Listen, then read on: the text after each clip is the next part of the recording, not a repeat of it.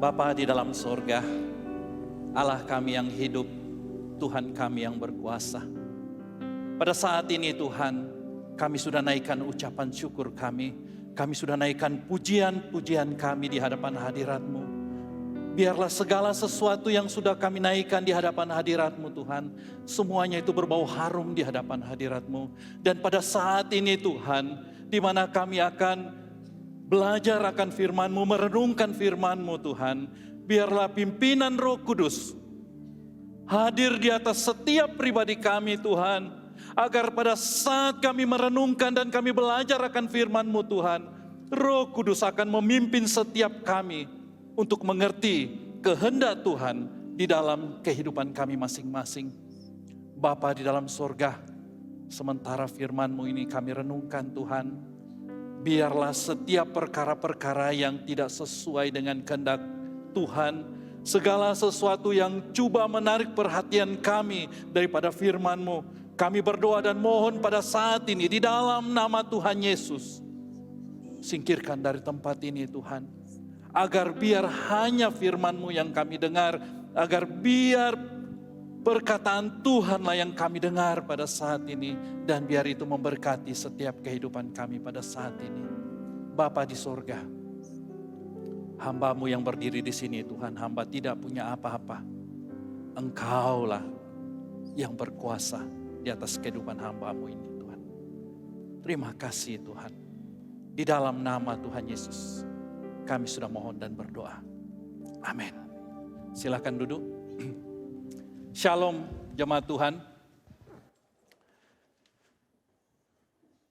Kita mengucap syukur karena kita dapat lagi punya kesempatan untuk sama-sama bersekutu di tempat ini. Nah, saudara yang kekasih di dalam Tuhan, tidak berapa lama, beberapa hari yang lalu, ya, saya ada mendengar satu cerita perumpamaan, dan perumpamaan ini, cerita ini mungkin ramai di antara kita yang sudah dengar juga. Nah, cerita ini di mana ada malaikat berkumpul membincangkan sesuatu perkara. Mereka membincangkan di sini, para malaikat itu berkumpul dan berbincang, siapakah dan apakah yang terkuat di bumi ini. Ya. Lalu mereka mengatakan, di antara mereka mengatakan, besilah yang paling terkuat di bumi ini. Karena apa? Karena besi dapat menopang bangunan yang tinggi. Karena setiap bangunan-bangunan itu memerlukan besi. Jadi mereka mengambil keputusan mengatakan bahwa besilah yang terkuat di bumi ini. Lalu mereka bertanya kepada besi, besi, engkau yang terkuat di bumi. Lalu besi menjawab, dia katakan, memang saya dapat menopang bangunan, dapat menyambung jembatan dengan kuat. Tapi dia katakan, sungguh pun saya keras dan kuat, tapi apabila saya terkena api, dibakar kepada api, saya akan lebur. Jadi dia katakan, saya tidak kuat, yang kuat itu api. Lalu mereka datang lagi kepada api. Api, engkau yang terkuat karena engkau dapat mengalahkan besi. Lalu api mengatakan, iya, saya dapat meleburkan besi. Saya dapat membakar benda-benda lain, menghanguskan benda-benda lain, dia katakan. Tapi saya, dia katakan, apabila saya terkena dengan air, disiram dengan air, saya akan padam, saya akan mati. Jadi bukan saya yang kuat, air lebih kuat daripada saya. Lalu malaikat-malaikat itu pergi kepada air, dia katakan, air, engkau yang terkuat karena engkau mengalahkan api. Lalu kata air, dia katakan, saya memang dapat mengalahkan api. Saya juga dapat mengakibatkan kemusnahan yang besar. Tapi dia katakan, saya kalah dengan matahari. Sebab pada waktu sinar matahari yang panas itu menyinari saya akan berubah menjadi uap dan hilang, kering. Lalu mereka pikir, wah kalau begitu matahari yang terkuat. Lalu mereka katakan kepada matahari, matahari, engkau rupanya yang terkuat, sebab engkau mengalahkan air. Matahari mengatakan, memang saya bisa mengalahkan air. Saya boleh memanaskan air. Saya boleh mengalahkan dia. Tetapi dia katakan, ya sungguh pun sinar saya ini panas. Tetapi apabila ada awan yang menutupi saya, cahaya saya yang panas itu tidak akan dapat sampai kepada bumi. Lalu dia kata, matahari mengatakan, bukan saya yang kuat. Awan itu yang lebih kuat. Sebab dia dapat menutupi saya. Lalu awan ditanya, awan, rupanya engkau lebih kuat daripada matahari. Karena engkau dapat menghalang sinar matahari itu daripada sampai ke bumi. Awan menjawab, dia katakan, memang saya dapat menghalang sinar matahari itu untuk sampai ke bumi. Tetapi saya kalah dengan angin. Sebab apabila saya ada di tengah-tengah langit, dia katakan, lalu angin dapat datang meniup saya akan dipindahkan dan diletakkan kemana angin suka. Dan juga akan hilang karena tiupan angin itu. Lalu saya tidak kuat katanya, angin itu lebih kuat daripada saya. Lalu malaikat-malaikat itu berkata kepada angin, angin, rupanya engkau sangat kuat, sebab engkau boleh mengalahkan awan. Lalu angin menjawab, saya memang dapat mengalahkan awan. Saya juga boleh meniup kapal-kapal layar itu, yang besar itu, dengan kekuatan saya. Tapi saya tidak dapat memindahkan gunung itu atau merubah tempat gunung itu. Jadi saya bukan yang terkuat, gunung itu yang lagi terkuat. Lalu malaikat itu lagi pergi kepada gunung, dia katakan, gunung, tidak disangka rupanya engkau yang terkuat di antara semua. Angin yang boleh mengalahkan awan, ternyata angin tidak dapat melawan engkau. Ternyata engkaulah yang terkuat. Lalu apa? Gunung mengatakan, memang saya tetap kuat di sini. Angin tidak boleh memindahkan saya. Tetapi bukan saya yang terkuat, dia katakan. Manusia itu yang terkuat. Sebab manusia mempunyai akal, mempunyai pikiran, mempunyai idea yang banyak. Mereka boleh ciptakan sesuatu dan meletupkan saya dalam sekelip mata, saya boleh menjadi rata. Jadi kata gunung, bukan saya yang kuat, manusia itu yang kuat. Lalu malaikat datang kepada manusia. Dia katakan, wahai manusia, rupanya engkaulah yang terkuat di antara semuanya. Engkau dapat meratakan gunung yang tinggi. Lalu manusia menjawab, memang kami mempunyai pikiran, kami mempunyai ide yang banyak, kami boleh menciptakan sesuatu. Tetapi kenyataannya setiap manusia itu pada akhirnya akan mati. Jadi kami bukan yang terkuat. Yang terkuat itu adalah kematian. Sebab pada akhirnya semua manusia akan mati. Lalu malaikat bertanya kepada kematian. Malaikat bertanya, dia katakan, wahai kematian, rupanya di antara semua engkau yang terkuat. Sebab engkau dapat mengalahkan manusia, engkau dapat membunuh seluruh manusia. Lalu jawab kematian, dia katakan, dia menjawab begini, Memang pada mulanya saya merasakan sayalah yang terkuat. Sebab saya sudah membunuh Abraham, saya sudah membunuh Musa, saya juga sudah membunuh banyak hamba-hamba Tuhan. Raja-raja banyak yang sudah saya bunuh. Kematian berkata demikian. Saya juga sudah membunuh Yesus. Tapi dia katakan, pada hari pertama saya bunuh Tuhan, Yesus itu, tidak ada apa yang terjadi. Hari kedua pun tidak ada apa-apa yang terjadi. Tetapi pada hari yang ketiga, tanpa disangka-sangka tanpa saya pikirkan, Yesus yang saya bunuh itu bangkit semula daripada kematian. Jadi saya akui sekarang ini kata kematian, yang terkuat di antara semuanya adalah Tuhan Yesus.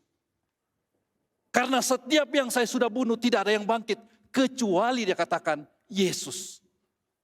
Jadi saudara yang kekasih di dalam Tuhan, saya percaya pada hari ini kita semua ada di sini karena satu alasan, yaitu kita datang untuk menyembah Yesus. Karena Yesuslah yang terkuat di antara semuanya. Jadi pada saat ini saudara yang kekasih di dalam Tuhan, marilah kita terus menyembah Yesus yang berkuasa itu. Karena dialah Tuhan kita, dialah Allah kita. Nah saudara yang kekasih di dalam Tuhan, firman Tuhan yang kita mau belajar pada siang hari ini diberi tajuk yaitu tentang gereja yang matang.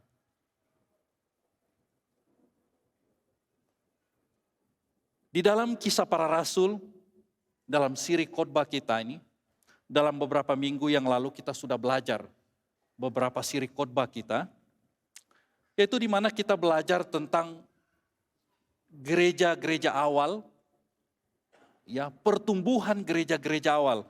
Lebih-lebih lagi selepas kalau kita lihat di dalam Kisah Para Rasul pasal yang kedua itu, di mana selepas Pentakosta itu, gereja begitu bertumbuh dengan hebat, dengan luar biasa. Gereja begitu cepat berkembang. Karena para rasul pada waktu itu, para murid-murid Tuhan, begitu semangat untuk memberitakan firman Tuhan. Nah kita lihat di sini saudara yang kekasih, ya, gereja-gereja awal berkembang dengan pesat selepas Pentakosta itu. Nah, sungguh pun kalau kita perhatikan di dalam firman Tuhan, ayat-ayat pasal-pasal sebelumnya itu, ya, di mana di dalam waktu, di dalam masa gereja berkembang itu, terdapat penganiayaan juga. Ada penganiayaan yang terjadi. Namun penganiayaan yang terjadi ini tidak dapat menghalang perkembangan gereja pada waktu itu. Tidak dapat soal isu penganiayaan itu tidak dapat menghalang. Malah dikatakan dengan adanya penganiayaan, dikatakan firman Tuhan, makin banyak orang yang terima Tuhan sebagai Tuhan dan Juru Selamat mereka. Makin banyak. Dan bukan hanya penganiayaan pada waktu itu, tapi dikatakan juga tentang hal ajaran-ajaran palsu, kerohanian palsu. Dan apabila kita berbicara tentang sesuatu yang palsu, kerohanian yang palsu atau ajaran palsu ini, tentu ya ada bersangkut paut dengan masalah rasuah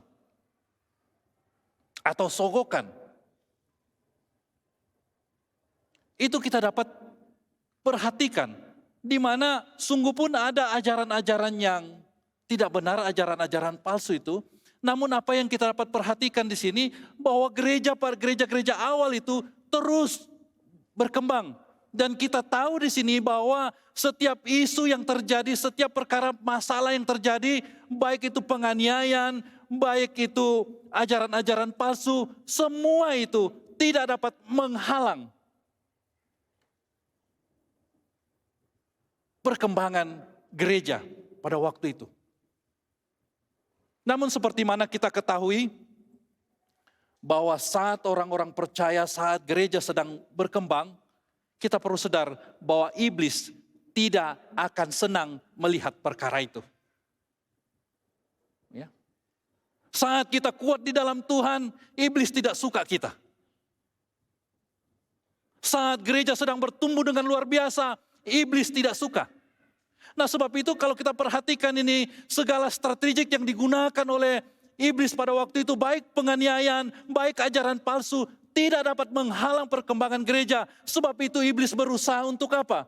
Untuk mencari satu cara bagaimana untuk menghalang perkembangan gereja pada waktu itu. Apa yang dilakukan oleh iblis? Kalau kita lihat dalam pembacaan sebentar tadi, ya, di dalam Kisah Para Rasul pasal 6 ayat yang pertama di situ dikatakan, pada masa itu ketika jumlah murid makin bertambah. Nah saudara yang kekasih di dalam Tuhan, di dalam petikan ini dikatakan pada masa itu, ya, ketika jumlah murid makin bertambah.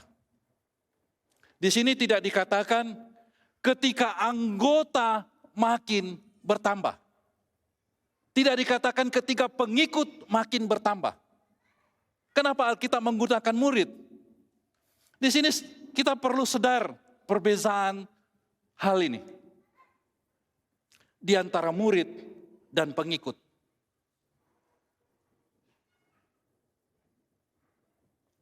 Apabila dikatakan pengikut, itu orang-orang yang hanya mengikut. Artinya ada kumpulan yang senantiasa mengiring dia, mengikut. Karena mau melihat perkara-perkara yang luar biasa. Tapi apabila dikatakan tentang murid, artinya murid itu seorang yang mau diajar dan mau belajar.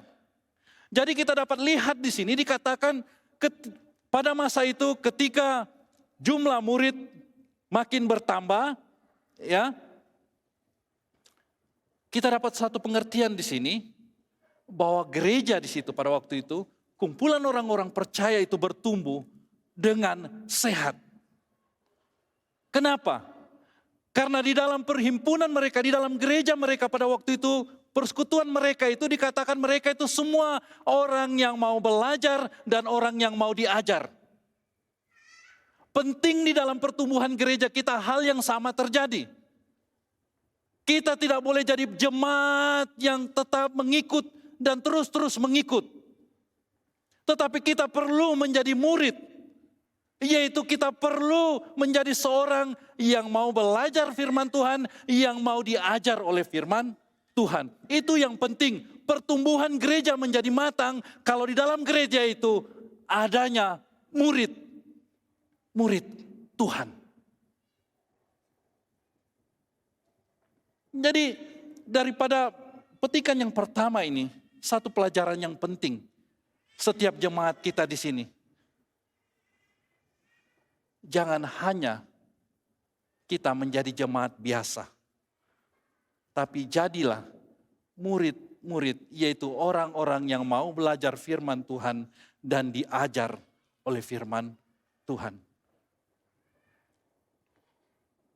Dan seterusnya kalau kita lihat di dalam ayat seterusnya dikatakan di situ, timbullah sungut-sungut di antara orang-orang Yahudi yang berbahasa Yunani terhadap orang-orang Ibrani. Karena pembahagian kepada janda-janda mereka diabaikan di dalam pelayanan sehari-hari. Saudara yang kekasih di dalam Tuhan.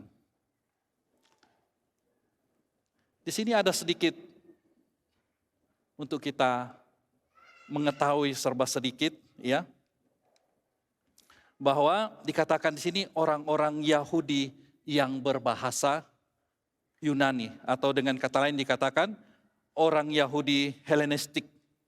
Ya, nah, mereka ini adalah orang-orang yang punya aliran, yang mengikuti aliran yang mana mencampurkan tradisi Yahudi dengan unsur-unsur budaya Yunani. Dan mereka ini merasa bahwa janda-janda mereka diabaikan di dalam pengagihan makanan harian.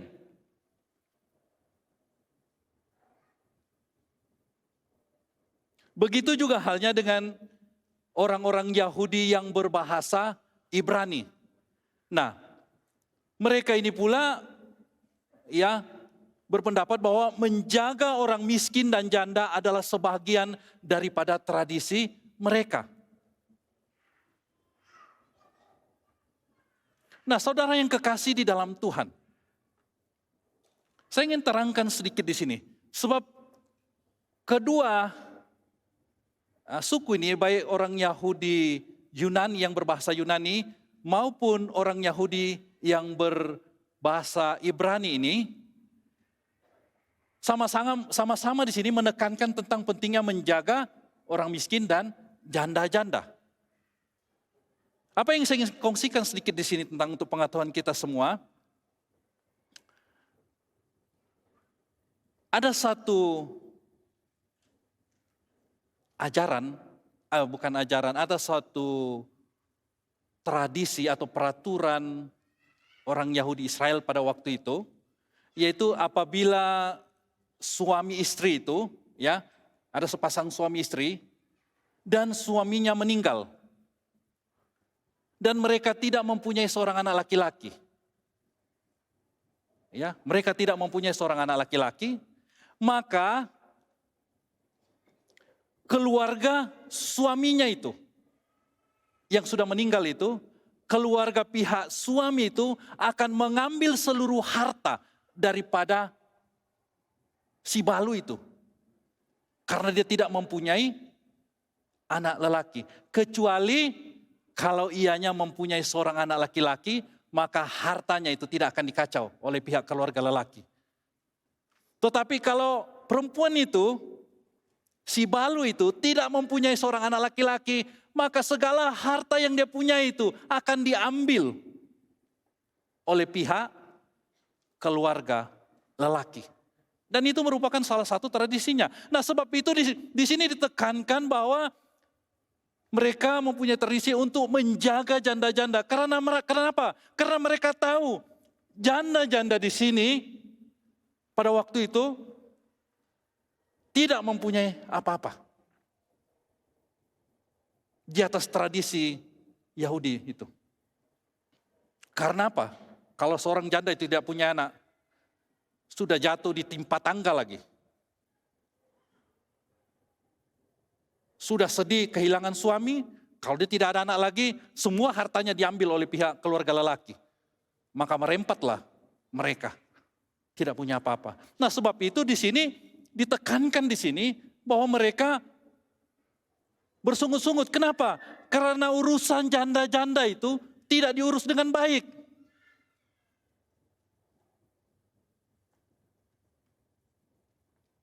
Kedua-dua ini, Yahudi Ibrani dan Yahudi Yunani ini hampir sama dorang punya cara dan mereka bersungut-sungut. Wah, kenapa tidak dijaga? Wah, kami tidak senang. Ini yang terjadi ini di kalangan orang-orang beriman pada waktu itu. Di tengah-tengah gereja yang sudah berkembang dengan baik, maka timbul satu isu, perpecahan. Perpecahan ini yang coba terjadi ini bukan terjadi dari luar, bukan orang luar yang membawanya masuk, tetapi orang di kalangan orang-orang percaya merasakan ini, bahwa wah, ada kekurangan, sehingga akan dikatakan mereka bersungut-sungut. Nah, saudara yang kekasih, di dalam sebuah gereja yang sedang berkembang, tidak dinafikan hal-hal begini akan terjadi. Gereja kita juga mengalami hal yang sama. Apa yang saya ingin katakan di sini, saudara yang kekasih di dalam Tuhan,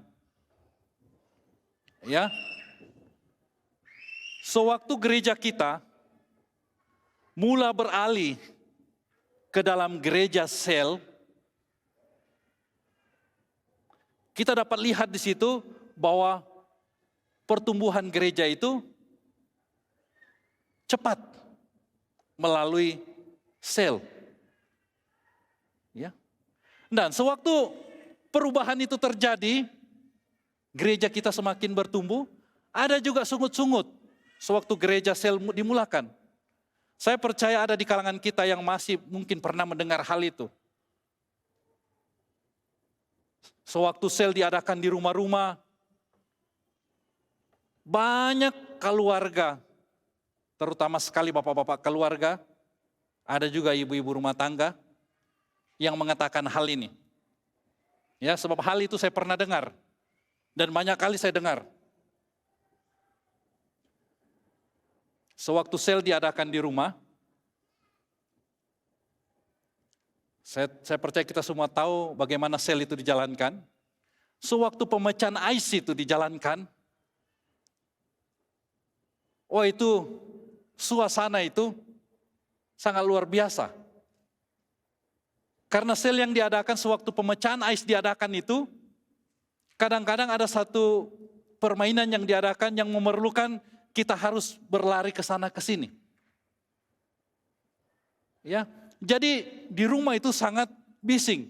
Jadi ada sekali waktu itu sel muda-mudi, saya tidak ikut sel muda-mudi karena pada waktu itu saya sudah di dalam sel dewasa, ya. Lalu saya duduk bersama dengan tuan rumah itu di luar rumah. Sewaktu sel itu mula dan acara pemecahan ais itu dimulakan, apa yang ibu bapak di rumah itu mengatakan. Di dalam bahasa Torajanya dia kata begini. Alah ropok tongannya tibanon tatinani siula dulu. Mas sambayang raketi dulu apa kenala. Nasi dondon morai dulu.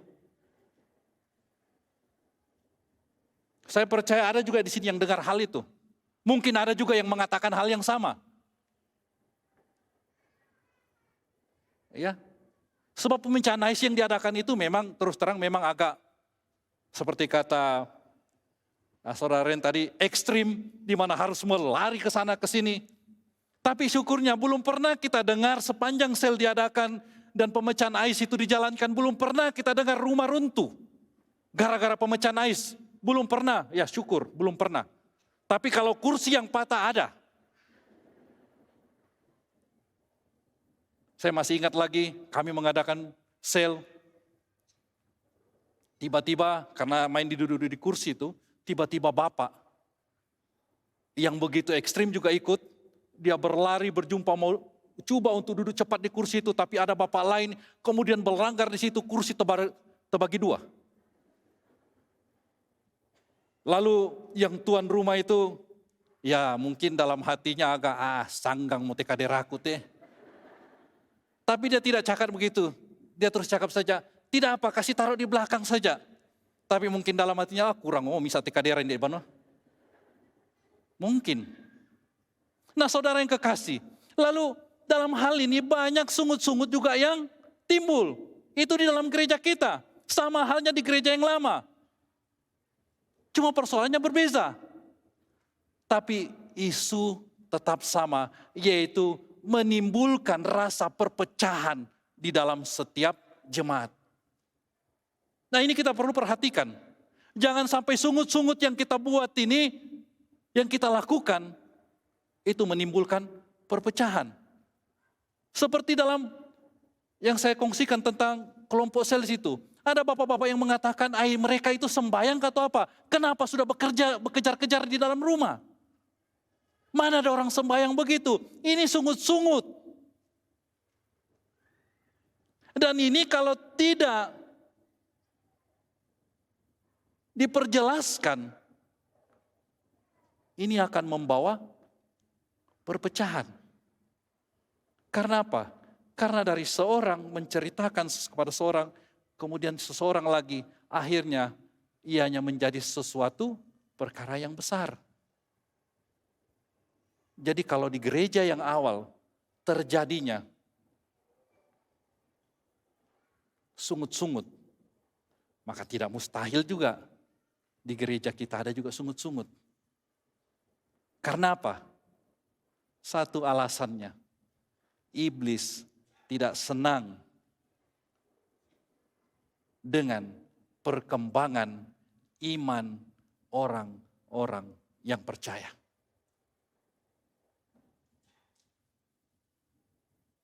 Nah, sebab itu kita perlu sadar akan hal ini. Sebagaimana kita belajar pengajaran minggu lalu, yaitu dikatakan para rasul sudah menyangka bahwa akan ada kesukaran dan cabaran di dalam pelayanan. Demikian juga kita di sini pada hari ini, kita harus sadar bahwa di dalam kehidupan kita sebagai orang percaya, di dalam pelayanan kita sebagai orang percaya akan adanya masalah, kesukaran dan cabaran. Karena apa? Satu saja saya katakan, karena iblis tidak senang melihat orang percaya terus bertumbuh. Nah, saudara yang kekasih, itu yang pertama. Dan yang kedua, ya kalau kita baca di dalam ayat yang kedua, di situ dikatakan, berhubung dengan itu, ke-12 rasul itu memanggil semua murid berkumpul dan berkata, kami tidak merasa puas karena kami melalaikan firman Allah untuk melayani meja. Kami tidak puas. Ini perkataan para rasul. Ini perkataan orang-orang yang melayani Tuhan dengan sungguh-sungguh. Sungut-sungut orang-orang Yahudi yang berbahasa Yunani, yaitu mereka mengatakan tidak mendapat layanan orang-orang miskin dan janda-janda. Tapi apa yang kita lihat di dalam pembacaan ini, sedikit pengertian kita di sini, apa yang dikatakan oleh para rasul itu, kami tidak puas karena kami melalaikan firman Tuhan untuk melayan meja. Nah, saudara yang kekasih di dalam Tuhan, artinya di sini kita dapat paham di sini sedikit bahwa para rasul pada ketika itu juga melayani para janda-janda dan orang miskin. Tetapi mungkin karena kesibukan mereka ya, di dalam melayani Tuhan, mengungsikan firman Tuhan, mendoakan orang sakit, sehingga kan pelayanan untuk soal mengurus pembahagian makanan kepada orang-orang miskin dan janda-janda itu tidak terpenuhi sepenuhnya. Sehingga kan ada sungut-sungut daripada orang lain, orang di dalam kumpulan orang-orang beriman itu. Jadi sehingga kan di sini kalau kita lihat di mana para rasul di situ mereka mengatakan kami tidak puas karena kami melalaikan firman Tuhan. Ini adalah satu kata-kata yang menunjukkan orang itu lebih mengutamakan Tuhan daripada hal-hal yang lain. Nah, di sini bukan berarti bahwa melakukan kebaikan itu menolong orang-orang miskin itu tidak penting. Itu penting juga. Tetapi perlu kita ingat satu perkara, saudara yang kekasih di dalam Tuhan. Segala perkara yang berkenaan di dalam gereja, satu hal utama yang penting kita lakukan dalam sebuah gereja, yaitu mengutamakan Tuhan. Para rasul sini tidak puas, karena apa? Karena mereka terpaksa melalaikan pekerjaan yang seharusnya mereka lakukan, yaitu pemberitaan firman Tuhan. Tapi karena mereka terpaksa melayan, mengurus para orang miskin dan janda-janda terpaksa mereka lakukan. Karena apa? Karena itu juga merupakan salah satu tanggung jawab. Tetapi pada akhirnya kalau kita lihat di sini, keadaan di sini, mereka tidak mampu untuk meneruskan. Karena hal yang lebih penting itu terpaksa mereka lalaikan. Dan untuk pengetahuan kita semua, untuk perhatian kita semua di sini sebagai orang percaya, ya di dalam kehidupan kita, perkara yang utama kita lakukan yaitu melakukan kehendak Allah di dalam kehidupan kita. Kadang-kadang di gereja kita juga demikian ya. Kalau ada sesuatu masalah timbul, lalu ada bantuan dari gereja. Kadang-kadang ada juga sungut-sungut yang timbul. Ada juga sungut-sungut yang timbul. Kenapa dia dikasih juga ini? Kenapa kami tidak? Kenapa yang di sana lebih? Kenapa di sini tidak? Itu tidak dinafikan. Karena apa? Karena bagi pihak gereja, hal yang penting adalah menyenangkan hati Tuhan, melakukan apa yang Tuhan kehendaki.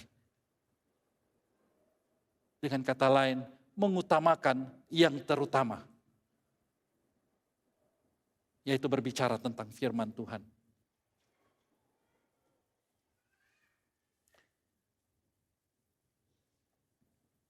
Saya masih ingat lagi ada seseorang, ini pengalaman saya ya, dalam hal mengutamakan hal-hal yang utama. Saya pernah melawat anggota sel saya yang ditahan di hospital. Ya, saya lawat. Sewaktu saya lawat dia, di sebelah katilnya itu, ya, yang berhadapan, katil yang berhadapan, bukan yang bersebelahan, yang berhadapan, itu juga orang yang saya kenal, dia juga Kristen, ya, seorang yang percaya juga. Kemudian di dalam ruangan itu, di bagian paling ujung di dalam, ya di dalam muat itu, saya kenal juga satu orang. Dari jauh dia sudah melambaikan tangan kepada saya pada waktu itu. Saya juga melambaikan tangan kepada dia. Dia dan istrinya ada di sana karena istrinya melawat juga pada waktu itu. Saudara yang kekasih, saya lawat sel saya, kami berdoa bersama di katilnya. Saya doakan. Setelah saya doakan, karena ramai orang yang melawat di wat itu, saya pergi lagi ke katil yang berhadapan dengan dia. Sebab saya kenal dia juga orang percaya. Lalu saya datang menegur dia dan saya katakan, mari kita berdoa bersama. Supaya Tuhan sama-sama memberkati kita semua. Kamu memperoleh kesembuhan. Kami berdoa bersama. Kami berdoa bersama. Lalu selesai saya mendoakan, saya kembali ke anggota sel saya, sambung cerita. Di dalam hati saya, saudara yang kekasih, tergerak satu hal pada waktu itu. Ada gerakan supaya saya pergi mendoakan orang yang paling di ujung sana itu. Sebab dia kenal saya baru masuk daripada pintu wat itu, dia sudah melambaikan tangan kepada saya.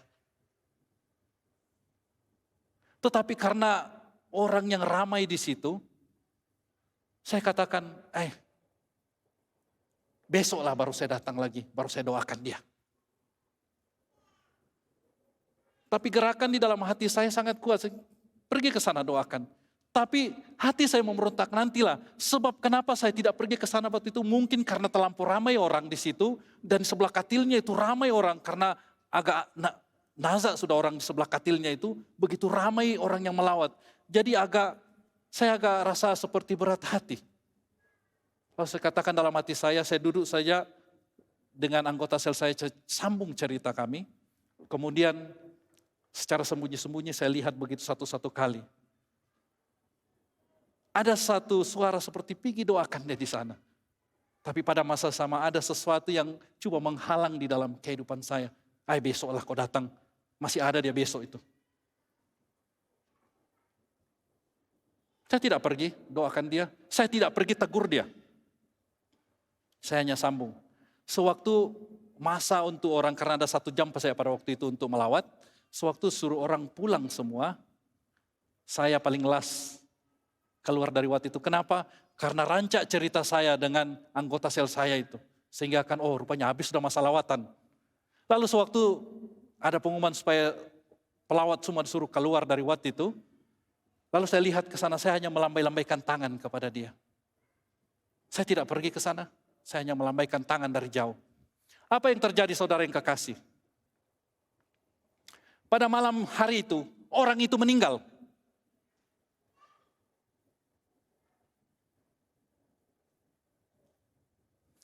Orang yang saya tidak pergi tegur, tidak pergi doa bersama dengan dia, saya hanya melambai tangan dari jauh. Orang itu rupanya meninggal pada malam hari itu. Sewaktu saya tahu saudara yang kekasih di dalam Tuhan, penyesalan yang sangat besar sampai pada hari ini saya masih rasakan penyesalan itu. Karena apa? Karena saya tidak mengutamakan yang terutama. Perkara yang seharusnya dilakukan, saya tidak lakukan. Sehingga kan penyesalan itu. Sampai sekarang ini, saya masih rasakan itu. Dan apabila kadang-kadang saya terjumpa dengan istrinya, itu mempengaruhi pikiran saya. Dan seolah rasanya seperti saya menyalahkan diri saya sendiri. Kenapa tidak melakukan perkara yang penting itu untuk orang itu. Jadi saudara yang kekasih, di sini para rasul, karena mengetahui perkara ini sangat penting untuk pelayanan bersama, maka kita dapat lihat apa yang dikatakan oleh para rasul. Ya, dalam ayat yang ketiga. Di situ dikatakan di situ yaitu, karena itu saudara-saudara, pilihlah 7 orang dari antaramu yang terkenal baik dan yang penuh roh dan hikmat, supaya kami mengangkat mereka untuk tugas itu. Ya, ayat yang ketiga di sini, pilihlah. Para rasul di sini, ya, menyuruh untuk apa? Pilihlah 7 orang dari antaramu yang terkenal baik. Kita perhatikan di sini, ini adalah kriteria atau syarat-syarat orang yang akan dipilih di sini. Ya, para rasul mencadangkan pilih 7 orang. Di sini para rasul ini mencadangkan untuk memilih 7 orang daripada kalangan murid-murid itu. Tujuannya untuk apa? Kita tahu untuk melayani. Tetapi hal yang penting di situ adalah yaitu untuk berkongsi tanggung jawab. Karena tanggung jawab di dalam sebuah gereja seperti kita ini tidak boleh kita letakkan di atas tanggung jawab seorang saja. Mungkin kita katakan, oh bishop yang paling terbesar. Kalau ada apa-apa kita tanya dia saja. Biar dia ngatur. Dalam jemaat yang begitu ramai ini. Dalam bahasa Malaysia ada lebih 2.000 jemaat. Mungkin 3.000 lebih. Kalau satu orang saja yang mau melayani semua, apa akan terjadi? Demikian juga di dalam gereja. Ada beberapa orang pastor di gereja kita, ada juga reverend. Tapi kalau dalam jumlah orang yang begini ramai 1.000 lebih, baru hanya reverend dan pastor yang akan mengurus semuanya, melayani semuanya. Dalam mata duduk mereka. Demikian juga di dalam kelompok sel. Sungguh pun di dalam kelompok sel itu tidaklah ramai seperti masa-masa dalam kebaktian. Tetapi kita tidak boleh meletakkan seluruh tanggung jawab itu di atas bahu pemimpin sel. Sebab semua anggota sel juga harus sama-sama dikatakan sama-sama untuk berkongsi tanggung jawab.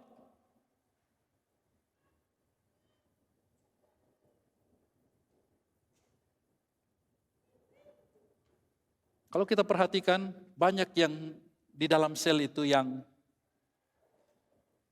ya kadang-kadang ada anggotanya tinggal 3, tinggal 2, kesian pemimpin sel itu. Kenapa?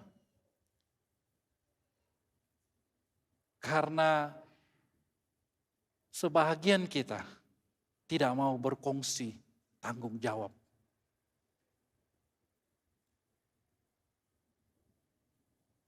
Gereja akan dapat bertumbuh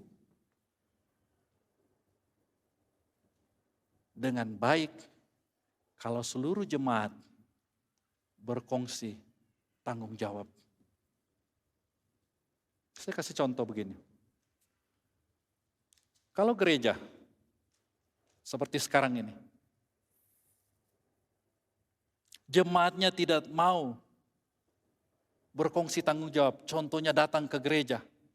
Oh, ada juga online, kita tengok online. Saudara yang kekasih, kalau semua berpikiran begitu pada hari ini,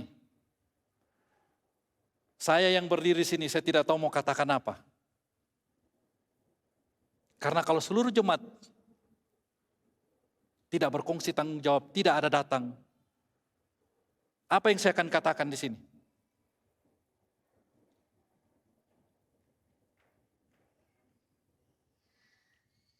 Apa yang para pemimpin pujian akan lakukan? Tentu mereka akan katakan, macam kita saja di sini, tidak ada orang datang. Tapi puji Tuhan, karena jemaat kita di sini, mau berkongsi tanggung jawab bersama, hadir bersama-sama,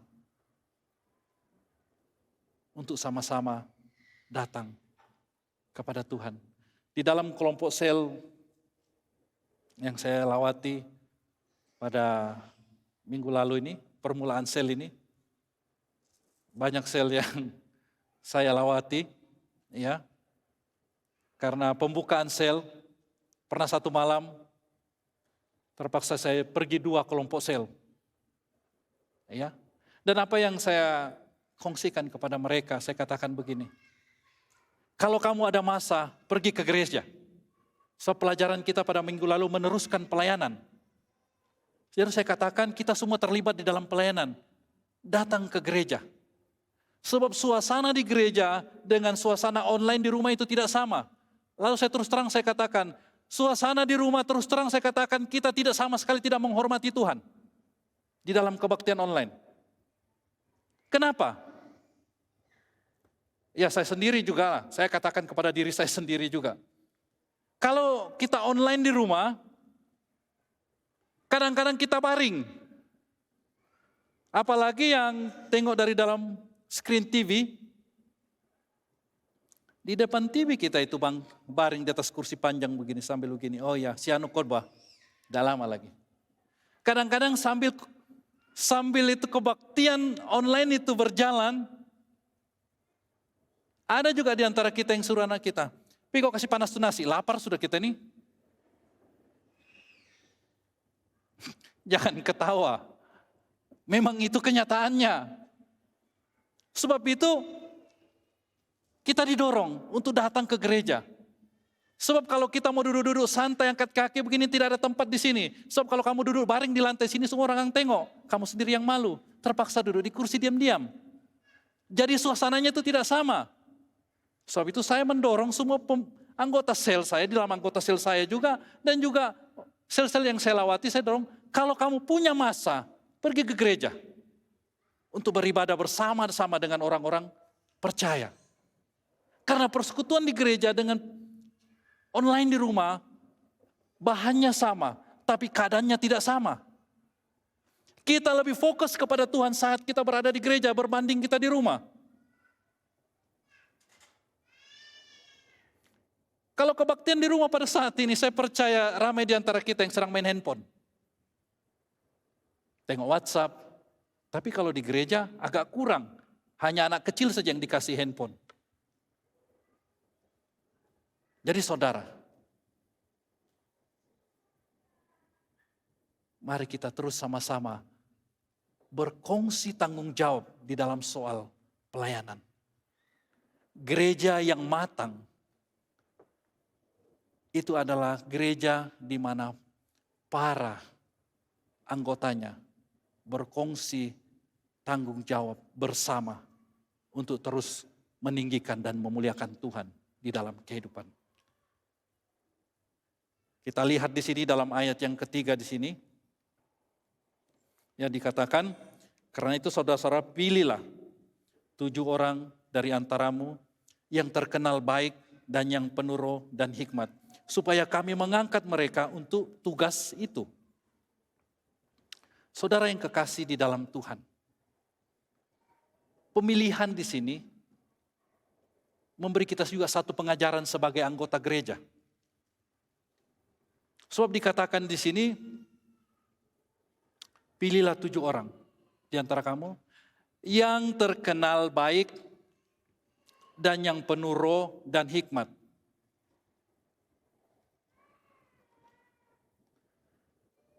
Kebiasaan kita sebagai manusia, apabila memilih seorang pemimpin,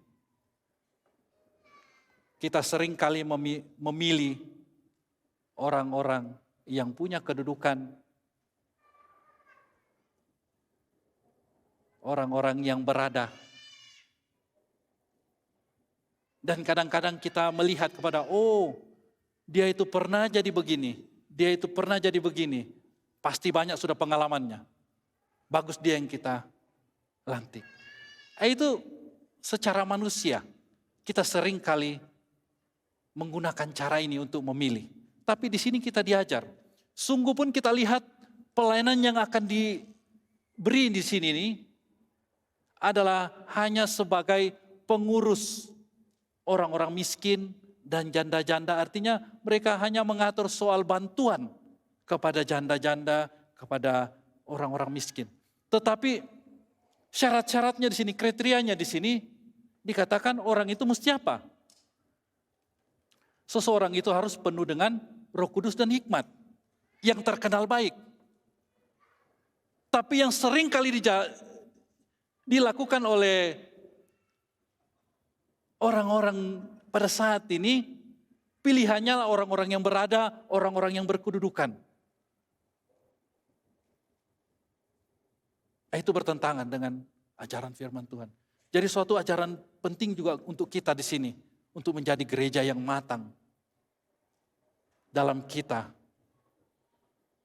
memilih orang untuk menugaskan dalam suatu hal apa sekalipun, sekecil apa sekalipun. So perlu kita ketahui saudara yang kekasih, di dalam soal pelayanan.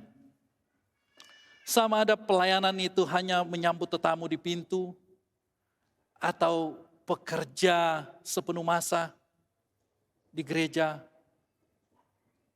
Sebenarnya itu merupakan satu. Karena kita semua ini adalah satu tubuh. Dan di dalam tubuh itu mempunyai banyak anggota. Seperti dalam tubuh kita ini, kita ada tangan, kita ada kaki, kita ada telinga, hidung, mata, mulut. Semua anggota ini mempunyai fungsi yang tersendiri masing-masing. Tapi pada dasarnya semua anggota ini adalah di dalam satu tubuh. Jadi apapun pelayanan di gereja, sekecil apapun pelayanannya, kita ini adalah satu tubuh di dalam Yesus Kristus. Jangan ada memikir bahwa wah, saya ini hanya kasih jalan kantong persembahan saja atau kolekte saja. Tidak adalah apa-apa itu. Tidak. Setiap anggota mempunyai fungsinya masing-masing. Namun kita harus ingat, kita semua ini adalah satu tubuh di dalam Yesus Kristus. Yang disatukan semuanya Sungguh pun berbeda-beda pelayanan, namun disatukan semuanya itu terarah kepada Tuhan, yaitu untuk melayani Tuhan. Dengan kata lain, kita semua di sini berkongsi tanggung jawab untuk kemuliaan Tuhan sendiri.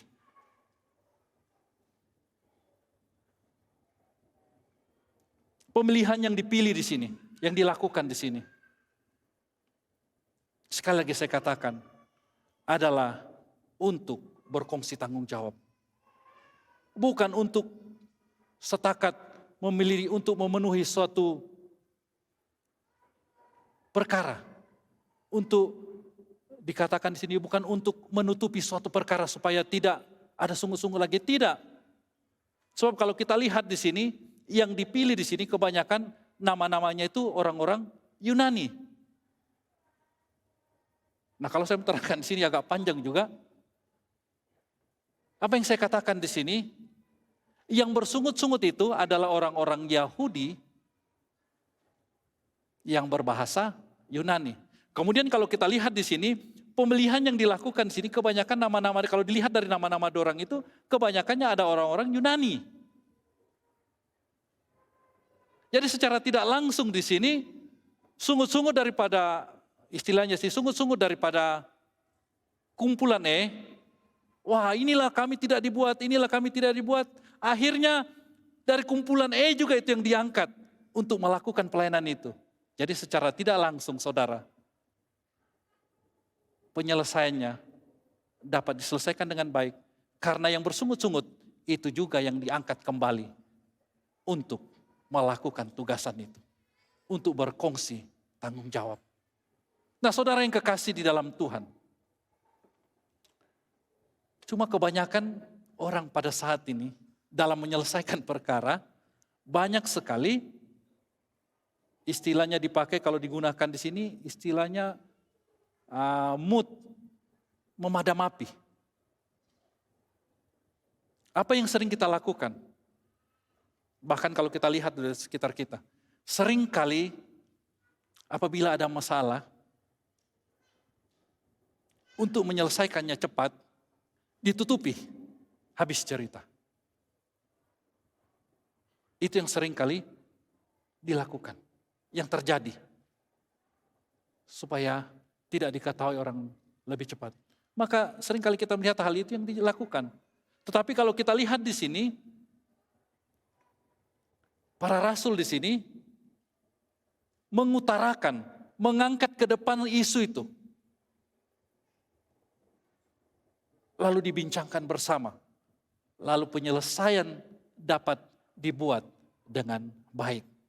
Tidak ada lagi sungut-sungut dan kita dapat lihat di sini bahwa pada akhirnya hasil yang terjadi bahwa perpecahan yang coba timbul di kalangan orang-orang percaya untuk menghalang gereja terus berkembang itu dapat diatasi.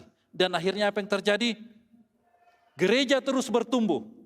Orang-orang percaya terus bertambah. Bahkan kalau kita lihat di dalam ayat yang ke-7, dikatakan di situ, kalau kita baca di situ, dalam ayat yang ke-7 itu, saudara yang kekasih dalam Tuhan, dikatakan, firman Allah makin tersebar, dan jumlah murid di Yerusalem makin bertambah banyak. Juga sejumlah besar imam menyerahkan diri dan percaya. Ini satu perkara yang luar biasa.